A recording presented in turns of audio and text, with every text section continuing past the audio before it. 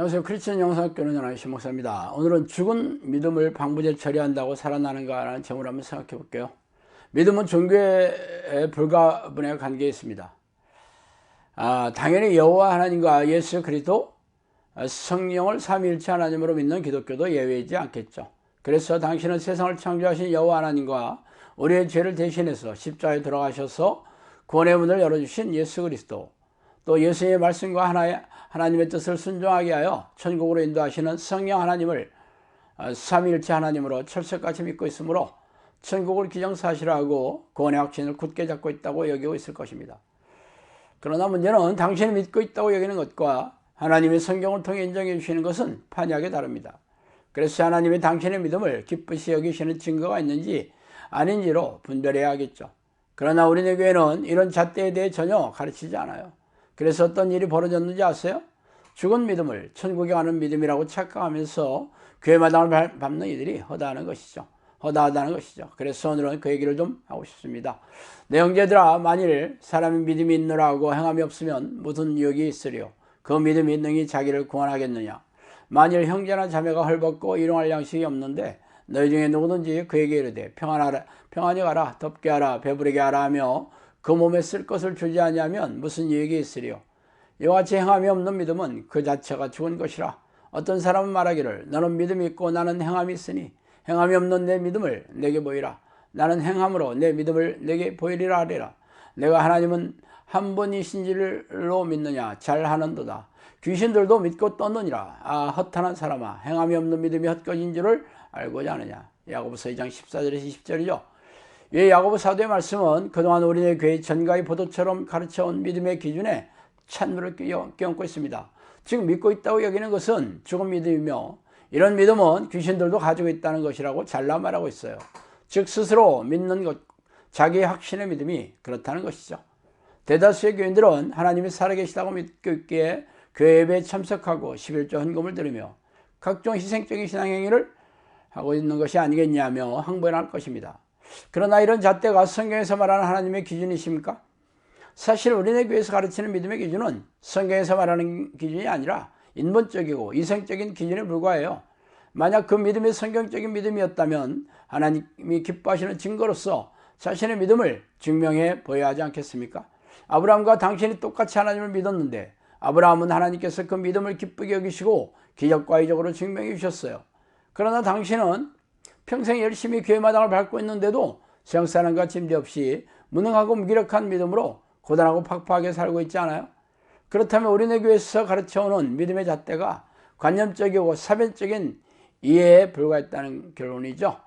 믿음이 없이는 하나님을 기쁘시게 하지 못하나니 하나님께 나아가는 자는 반드시 그가 계신 것과 또한 그가 자기를 찾는 자들에게 상 주시는 이심을 믿어야 할지니라. 히브리서 11장 6절이죠.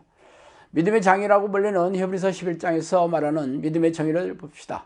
하나님이 기뻐하시는 믿음은 하나님이 살아계시는 것을 그냥 머리로 이해하고 종교적인 의식에 참석하는 것이 아니라 하나님이 살아계시는 것을 철석같이 믿고 있다는 행위로서 자신을 찾아오는 자녀들에게 보상을 해주시는 하나님이심을 믿는 증거로 보이는 사람이라고 잘라 말하고 있습니다. 그래서 당신은 날마다 쉬지 않고 하나님의 이름을 부르며 찾고 계세요. 하나님의 이름을 부르며 그분을 찾아가는 행위란 무엇입니까?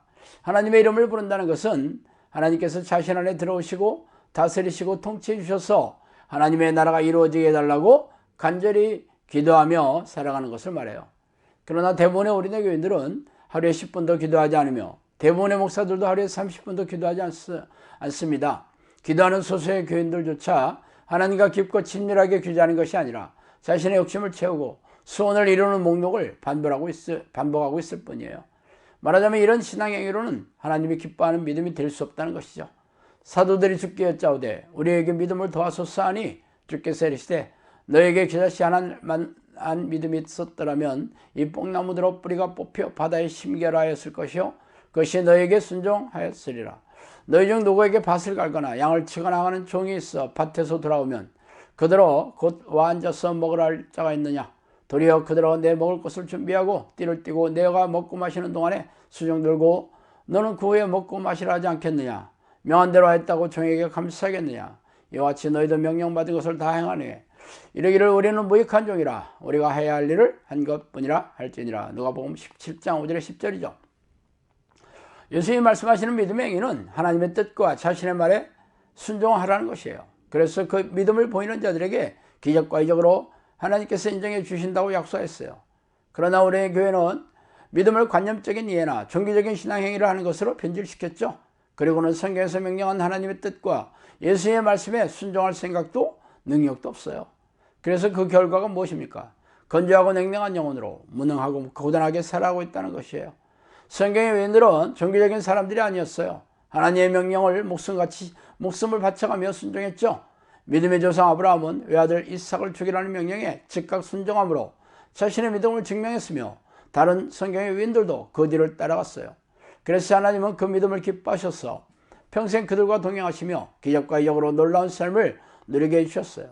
그러나 미혹경이 타고 앉아 조종하는 우리네 교회 지도자들은 관념적인 이해로 받아들이고 이적과 기적과 성령의 능력으로 드러나는 믿음의 증거에 대해서는 구린 입을 닫고 있으니 기가 막힌 일입니다. 성령께서는 저에게 선생이 지옥에 가면 학생들은 말할 것도 없다고 하셨어요. 속에는 영이 조종하는 거짓 선생의 말에 따르는 것은 귀신에게 순종하는 증거입니다. 그러니 어떻게 천국에 들어가겠어요? 죄다 지옥 불길에 던져질 것이 명확한 일이죠.